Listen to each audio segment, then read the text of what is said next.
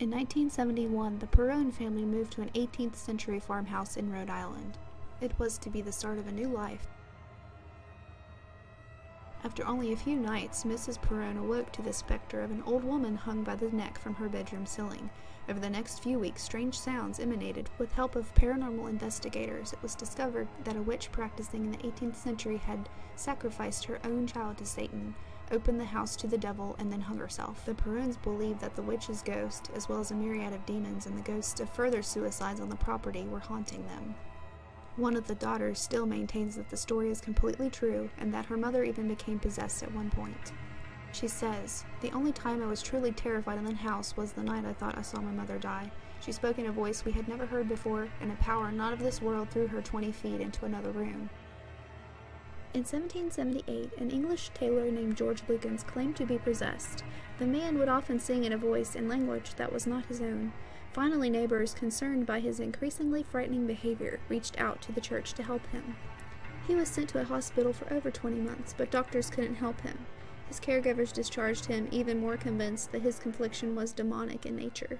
During his possession, a very violent Lukens reportedly claimed that he was the devil, barked like a dog, and sang hymns backwards. In 1778, after Lukens claimed to be possessed by 7 demons that could only be driven out by 7 clergymen, the church got involved. 7 priests assembled at Temple Church, where they performed an exorcism. When the ceremony was over, priests claimed that the man had been delivered from the demons who possessed him, and Lukens exclaimed, "Blessed Jesus!" He then praised God, recited the Lord's Prayer, and thanked the priests. Robert the doll is the ultimate child's nightmare. According to the story, the doll was given to young Eugene Otto, the son of 2 artists in Key West, Florida, at the end of the 19th century. The gift giver was a young Jamaican witch who was hired by the Ottos to be Eugene's nanny. The Ottos began hearing Eugene talking to the doll in his room and another voice answering. A few weeks later, he began screaming in the night that Robert was trying to kill him. Neighbors reported seeing the doll moving in the windows of the house. When Eugene grew up, he inherited his parents' house and kept Robert the doll close by. The doll continued to terrify visitors, although Eugene seemed to have a strange connection with it. After Eugene died in 1972, the doll haunted the new owners of the house for a few years before being placed in a museum in Key West. An antique dealer named Kevin Mannis purchased an old wine cabinet at an estate sale in 2000. The wooden box came with a story. It originally belonged to the grandmother of the estate owner, who kept it hidden away so that nobody could open it. She called it a debuk box. Debuks are spirits in Jewish folklore that latch themselves onto people and objects, bringing bad luck, misery, and death. After leaving the box at his office, he received a hysterical call from his secretary.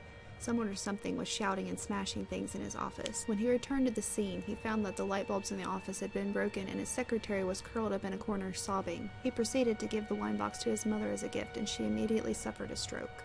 After attempting to sell or give away the box several more times, he took to keeping it in his own house. Slowly, he started to go crazy. He began seeing shadows out of the corners of his eyes. He would awake in the middle of the night feeling like someone was breathing on his neck, and his home became filled with the stench of cat urine and jasmine flowers. Finally, he posted the box on eBay with a story behind it, asking for someone with experience in demonology to take it. It was purchased by a student who ended up posting it on eBay again after he began experiencing the same inexplicable occurrences. The debuk box is currently owned by Jason Haxton, a museum curator who collects paranormal curiosities. Bob Larson is a televangelist who claims to have exorcised more than 1,500 demons, many of them on live TV.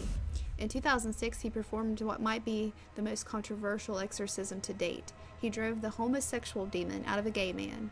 He shouted at a self-proclaimed homosexual and alleges to have evicted the demon that brought the curse of homosexuality. This idea of gay exorcism isn't confined to one church. A similar story took place in Connecticut in 2009. A 16-year-old boy was filmed thrashing about on the floor while members of the church congregation shouted commands, and other members held him to the ground. Larson has performed multiple gay exorcisms, as well as exorcisms for bastard demons and women who have illegitimate children. He is also the author of several books on the influence of Satan in modern rock music.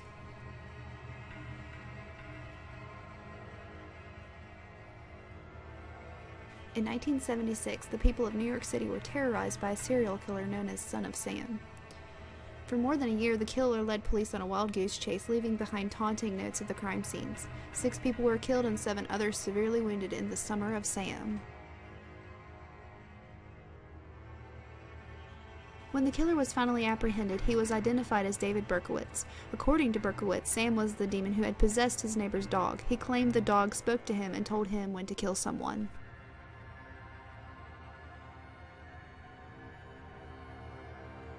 He was sentenced to 6 life sentences, and in the mid-1990s he issued an amendment to his confession, claiming that he had indeed been a member of a satanic cult that had orchestrated the incidents as part of a ritual murder.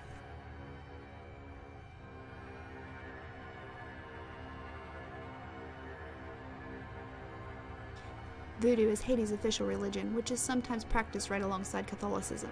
In Voodoo, there's a pantheon of about 80 spirits called Iowa or Iowa. During a ceremony, practitioners open themselves mentally and spiritually to let any one of the Iowa take over their body. If the spirits aren't fed regularly, they will become weak. While possessed, a person might give a warning about the future or offer advice to someone in need. The rituals serve to feed the spirits with energy, often drawn from the person who becomes possessed, though other times energy can be sent through the pounding of a drum, ritualistic dancing, or an animal sacrifice. In 2008, Dr. Richard Gallagher was given a unique opportunity. He was asked by a bishop to provide a psychiatric evaluation of a woman who claimed to be attacked by demons.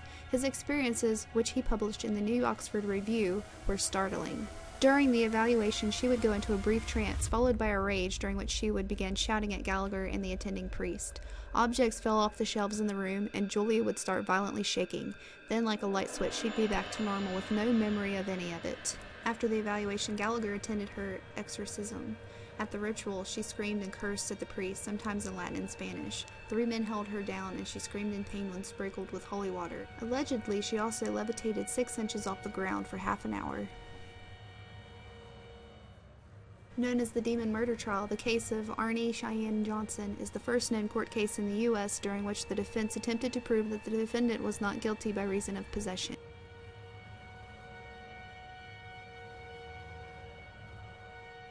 A year before Johnson stabbed his landlord to death, his fiance's younger brother began seeing a man with hooves and black eyes that appeared in his house at night. The demonic visions were accompanied by footsteps in the house, slamming doors, and voices that seemed to come from nowhere. He described the apparition as a man with big black eyes, a thin face with animal features and jagged teeth, pointed ears, horns, and hooves. The situation escalated into full-blown possession. David went into convulsions and bruises appeared on his wrists and neck. He shouted and hissed at the family in Latin.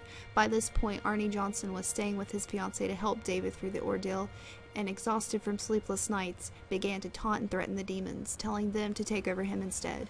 Over the next few days, he went into a downward spiral, later saying that he had become possessed after seeing David's demon and looking deep into its black eyes. Johnson's behavior became increasingly erratic, and during a small party at their house a few months later, it all came to a head. According to the witnesses, Johnson suddenly went into a trance, growling under his breath, then walked slowly toward the landlord and stabbed him viciously in the chest multiple times. He was convicted and served a mere 5 years of his 10 to 20-year sentence.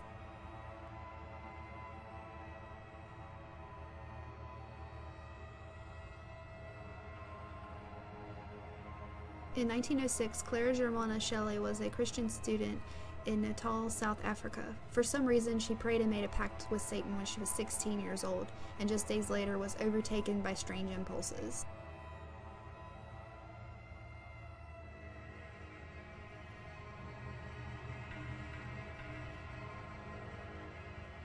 She was repulsed by religious artifacts like crucifixes. She could speak and understand several languages of which she had no previous knowledge, and she became clairvoyant regarding the thoughts and histories of the people around her.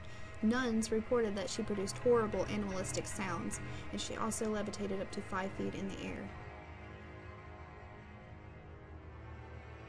Eventually, 2 priests were brought in to perform an exorcism. Shelley tried to strangle one of them with his stole, and over 170 people witnessed her levitating as the priest read scripture. Over the course of 2 days, the rites of exorcism successfully drove the dark spirits from her body.